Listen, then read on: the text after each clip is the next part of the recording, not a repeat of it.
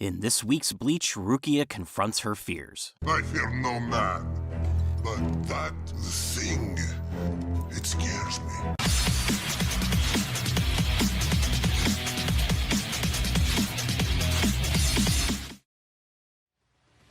What is up, everybody? Welcome back to my weekly reviews for Bleach's 1000-Year Blood War arc. Today we're looking at episode 19, The White Haze. The episode starts with Ichigo bringing back the Arabian Night fashion, getting ready to leave the Soul Palace. When he hears that the Quincy attack has already begun, he leaves with no hesitation, having surpassed being a Shinigami. He gives Urahara a call to tell him that if they're in bad shape, just to wait for him to show up and help. Don't break an arm jerking yourself off! Back in the Vondenreich, Haschwalth takes Uryu to a holding cell with a defeated Kang-Do in BG9. Hash strikes Kang first, but his power of the iron stops it. However, Hash tells Kang to take a closer look as the scales begin to tip, and he freaking decapitates both Kang and BG9. Their powers flow back to Yuha as Hash reiterates that there is no escape after being granted power. Their Majesty must continue to fight. Or else.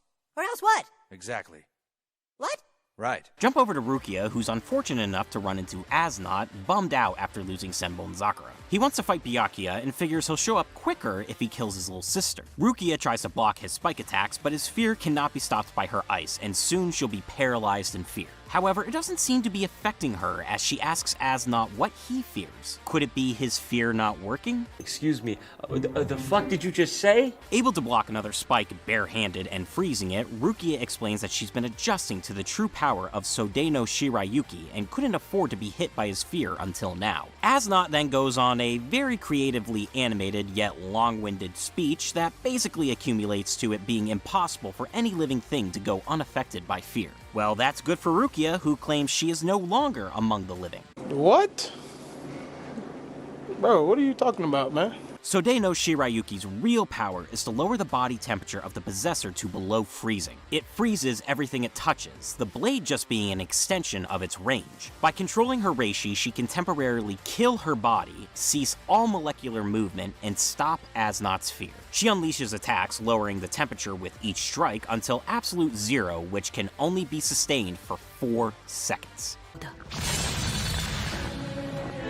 Stay cool, bird boy. Rukia slowly warms up her body temperature, but we get a flashback to Asnot in a tremendous amount of pain in a hospital. He's scared to die, but is visited by Yuha, who promises to give him power.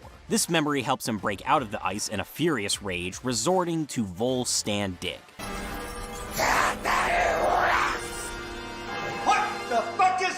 Rukia struggles to reach Asnot with her blade, her feet cringing in fear. In Volstand Dig, his fear can enter his opponent through optical nerves, leaving her defenseless as she's trapped in a dome of eyes, her darkest fears tearing apart her mind.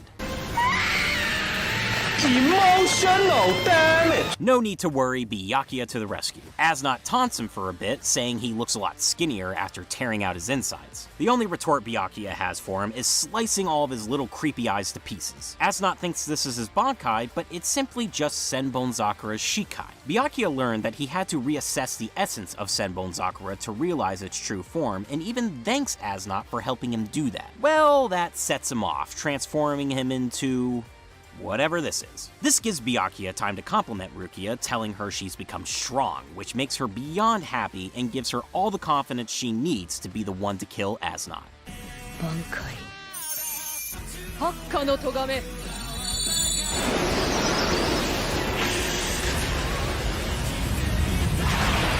Who knew something so beautiful could unalive something so hideous? The Ice Queen gets assistance in warming up from Byakuya as he compliments her on having such a magnificent yet perilous Bankai, warning her to handle it with caution. The episode ends with Isane and Yachiru being attacked by a Stern Ritter that can seemingly disappear from sight and mind. Out of the corner of your eye, you spot him. What an absolutely gorgeous episode. Last week I went on about how the action made episode 18 one of my favorites of the core, but today's episode was just as fantastic while being toned down by comparison. Getting the minor stuff out of the way first, I liked all the opening stuff that came before Rukia. The Royal Guard really knows how to get the trainees dressed, and Ichigo is no exception. The formation of the steps back down to Soul Society was neat, and I love Ichigo's call to Urahara that if they're struggling to just hang on and he'll take care of everything. A little boisterous of him, but I enjoy seeing super confident Ichigo who's gonna defeat everyone over the really uncertain Ichigo. The adjustment of the Sternritter execution scene was way cooler in my opinion when compared to the manga. It made Hashwalth appear to be far colder and brutal, decapitating Kang and BG9. You see the heads roll, the lifeless bodies emitting their power from Yuha through their necks. The nice touch of having what looked like oil from BG9 next to the blood of Kang. The Sternritters truly live and die for Yuha. Now for the main attraction, Rukia vs. Asnot. We went from wacky over-the-top throwdown of punches to a great psychological back and forth that was as cold as Sode no Shirayuki. Seriously, the way you could feel Yama's flames last season, I could feel the coldness surrounding the whole battle. Animation was top-notch, focusing on the quick movements of the attacks, transformation, and ice effects. They got a little creative at times too, especially when dealing with a lot of Asnot's moments of fear. The voice acting for both characters was also magnificent. Rukia had to be very cold and confident, but also shaky when the fear got to her. That scream of hers in the dome of eyes gave me chills. Then there was Asnot, who went from totally monotone to absolutely furious, where you can definitely hear that Inosuke in him.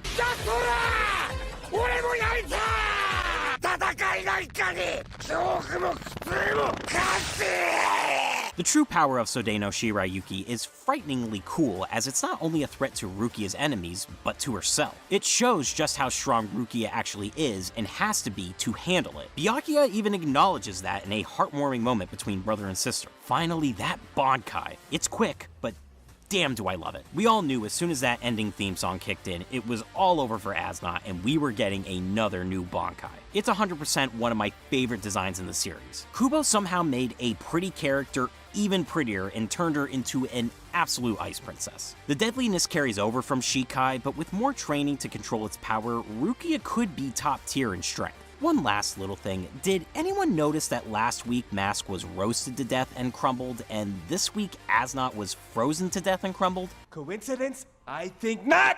Let me know what you guys thought of the episode. Any anime onlys that were shocked and excited by Rukia's Bankai? How do you feel about the true power of Sode no Shirayuki? And thoughts on Asnot now that he is dead? Favorite comments will be featured in the next review. Here are last week's winners.